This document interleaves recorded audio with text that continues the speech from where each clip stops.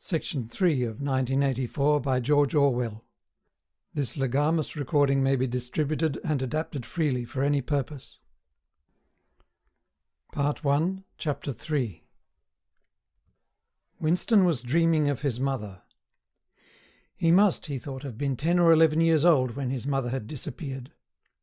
She was a tall, statuesque, rather silent woman with slow movements and magnificent fair hair. His father he remembered more vaguely as dark and thin, dressed always in neat dark clothes. Winston remembered especially the very thin soles of his father's shoes, and wearing spectacles. The two of them must evidently have been swallowed up in one of the first great purges of the 50s. At this moment his mother was sitting in some place deep down beneath him, with his young sister in her arms. He did not remember his sister at all, except as a tiny, feeble baby, always silent, with large watchful eyes. Both of them were looking up at him.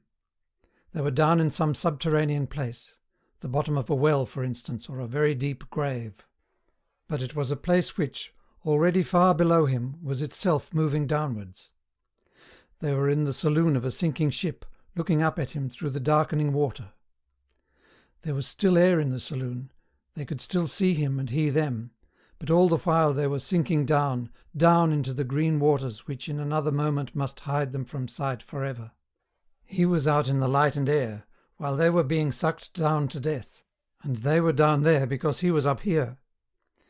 He knew it and they knew it, and he could see the knowledge in their faces.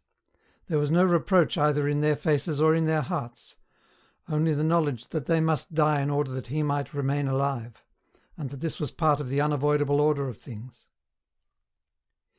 He could not remember what had happened, but he knew in his dream that in some way the lives of his mother and his sister had been sacrificed to his own. It was one of those dreams which, while retaining the characteristic dream scenery, are a continuation of one's intellectual life, and in which one becomes aware of facts and ideas which still seem new and valuable after one is awake.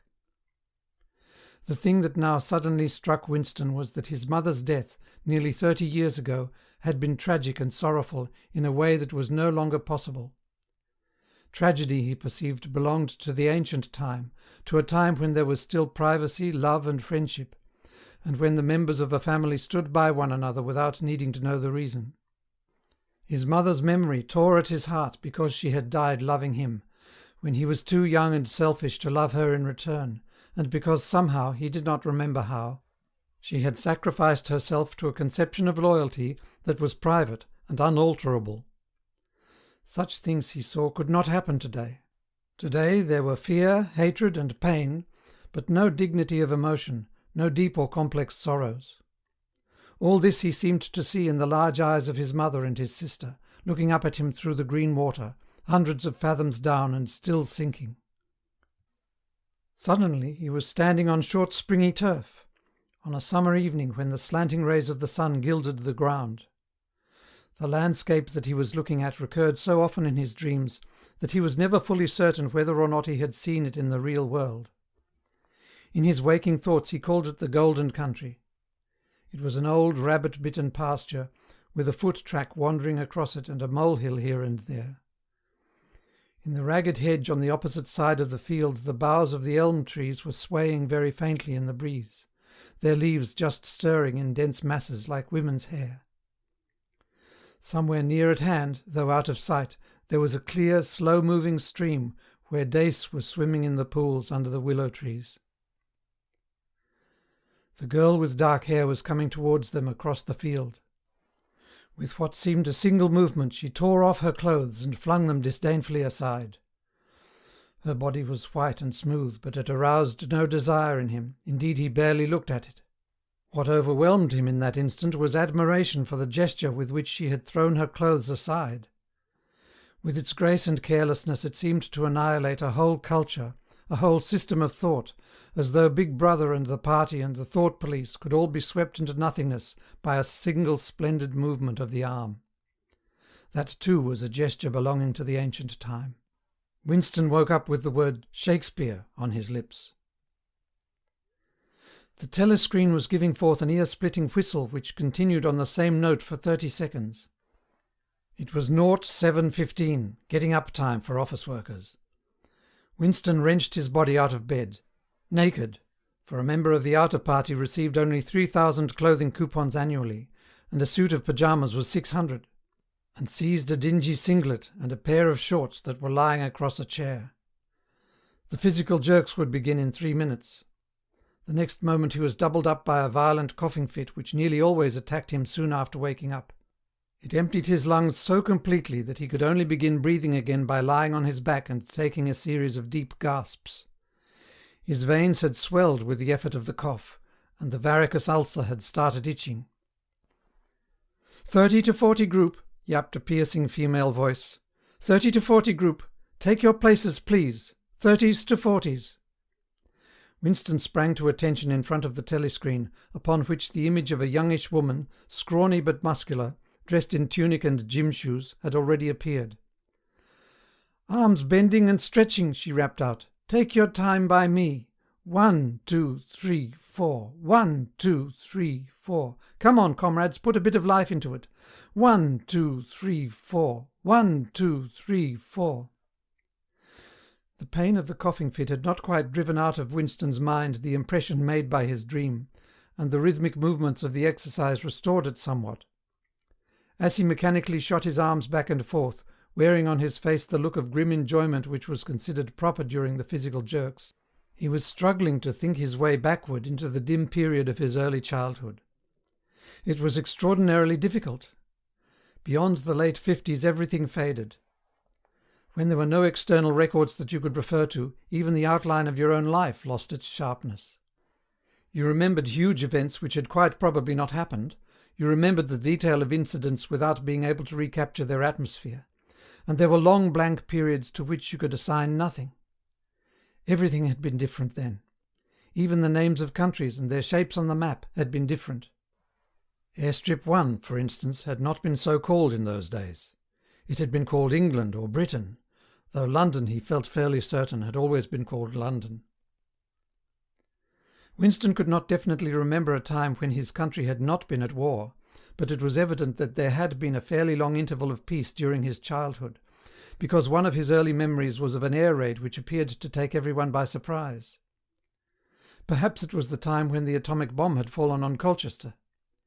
He did not remember the raid itself, but he did remember his father's hand clutching his own as they hurried down, down, down into some place deep in the earth, round and round a spiral staircase which rang under his feet, and which finally so wearied his legs that he began whimpering, and they had to stop and rest. His mother, in her slow, dreamy way, was following a long way behind them. She was carrying his baby sister, or perhaps it was only a bundle of blankets that she was carrying. He was not certain whether his sister had been born then. Finally they had emerged into a noisy, crowded place which he had realized to be a tube station. There were people sitting all over the stone-flagged floor, and other people, packed tightly together, were sitting on metal bunks, one above the other. Winston and his mother and father found themselves a place on the floor, and near them an old man and an old woman were sitting side by side on a bunk. The old man had on a decent dark suit and a black cloth cap pushed back from very white hair. His face was scarlet and his eyes were blue and full of tears. He reeked of gin. It seemed to breathe out of his skin in place of sweat, and one could have fancied that the tears welling from his eyes were pure gin. But though slightly drunk, he was also suffering under some grief that was genuine and unbearable. In his childish way Winston grasped that some terrible thing, something that was beyond forgiveness and could never be remedied, had just happened. It also seemed to him that he knew what it was. Someone whom the old man loved, a little granddaughter perhaps, had been killed. Every few minutes the old man kept repeating, "We didn't ought to have trusted 'em. I said so, Ma, didn't I? That's what comes of trusting 'em. I said so all along. We didn't ought to have trusted the buggers." But which buggers they didn't ought to have trusted Winston could not now remember. Since about that time war had been literally continuous, though strictly speaking it had not always been the same war. For several months during his childhood there had been confused street fighting in London itself, some of which he remembered vividly. But to trace out the history of the whole period, to say who was fighting whom at any given moment, would have been utterly impossible, since no written record and no spoken word ever made mention of any other alignment than the existing one. At this moment, for example, in 1984, if it was 1984, Oceania was at war with Eurasia and in alliance with Eastasia. In no public or private utterance was it ever admitted that the three powers had at any time been grouped along different lines. Actually, as Winston well knew, it was only 4 years since Oceania had been at war with Eastasia and in alliance with Eurasia. But that was merely a piece of furtive knowledge which he happened to possess, because his memory was not satisfactorily under control. Officially, the change of partners had never happened. Oceania was at war with Eurasia. Therefore Oceania had always been at war with Eurasia. The enemy of the moment always represented absolute evil, and it followed that any past or future agreement with him was impossible. The frightening thing, he reflected for the 10,000th time, as he forced his shoulders painfully backward. With hands on hips, they were gyrating their bodies from the waist, an exercise that was supposed to be good for the back muscles. The frightening thing was that it might all be true. If the party could thrust its hand into the past and say of this or that event, "It never happened," that surely was more terrifying than mere torture and death. The party said that Oceania had never been in alliance with Eurasia. He, Winston Smith, knew that Oceania had been in alliance with Eurasia as short a time as 4 years ago. But where did that knowledge exist? Only in his own consciousness, which in any case must soon be annihilated. And if all others accepted the lie which the party imposed, if all records told the same tale, then the lie passed into history and became truth. Who controls the past, ran the party slogan, controls the future. Who controls the present controls the past. And yet the past, though of its nature alterable, never had been altered. Whatever was true now was true from everlasting to everlasting. It was quite simple.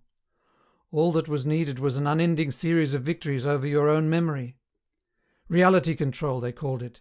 In newspeak, doublethink. "Stand easy," barked the instructress a little more genially. Winston sank his arms to his sides and slowly refilled his lungs with air. His mind slid away into the labyrinthine world of doublethink. To know and not to know, to be conscious of complete truthfulness while telling carefully constructed lies, to hold simultaneously two opinions which cancelled out, knowing them to be contradictory and believing in both of them, to use logic against logic, to repudiate morality while laying claim to it, to believe that democracy was impossible and that the party was the guardian of democracy, to forget whatever it was necessary to forget, then to draw it back into memory again at the moment when it was needed, and then promptly to forget it again, and above all, to apply the same process to the process itself. That was the ultimate subtlety, consciously to induce unconsciousness, and then, once again, to become unconscious of the act of hypnosis you had just performed. Even to understand the word doublethink involved the use of doublethink. The instructress had called them to attention again. "And now let's see which of us can touch our toes," she said enthusiastically. "Right over from the hips, please, comrades. 1, 2, 1, 2. Winston loathed this exercise, which sent shooting pains all the way from his heels to his buttocks, and often ended by bringing on another coughing fit. The half-pleasant quality went out of his meditations. The past, he reflected, had not merely been altered, it had actually been destroyed. For how could you establish even the most obvious fact when there existed no record outside your own memory? He tried to remember in what year he had first heard mention of Big Brother. He thought it must have been at some time in the 60s, but it was impossible to be certain. In the party histories, of course, Big Brother figured as the leader and guardian of the revolution since its very earliest days. His exploits had been gradually pushed backwards in time until already they extended into the fabulous world of the 40s and the 30s, when the capitalists in their strange cylindrical hats still rode through the streets of London in great gleaming motor cars or horse carriages with glass sides. There was no knowing how much of this legend was true and how much invented. Winston could not even remember at what date the party itself had come into existence. He did not believe he had ever heard the word ingsoc before 1960, but it was possible that in its old speak form, English socialism, that is to say. It had been current earlier. Everything melted into mist. Sometimes, indeed, you could put your finger on a definite lie. It was not true, for example, as was claimed in the party history books, that the party had invented aeroplanes. He remembered aeroplanes since his earliest childhood. But you could prove nothing. There was never any evidence. Just once in his whole life he had held in his hands unmistakable documentary proof of the falsification of an historical fact. And on that occasion... "Smith!" screamed the shrewish voice from the telescreen. 6079, Smith W. Yes, you. Bend lower, please. You can do better than that. You're not trying. Lower, please. That's better, comrade. Now stand at ease, the whole squad, and watch me." A sudden hot sweat had broken out all over Winston's body. His face remained completely inscrutable. Never show dismay. Never show resentment. A single flicker of the eyes could give you away.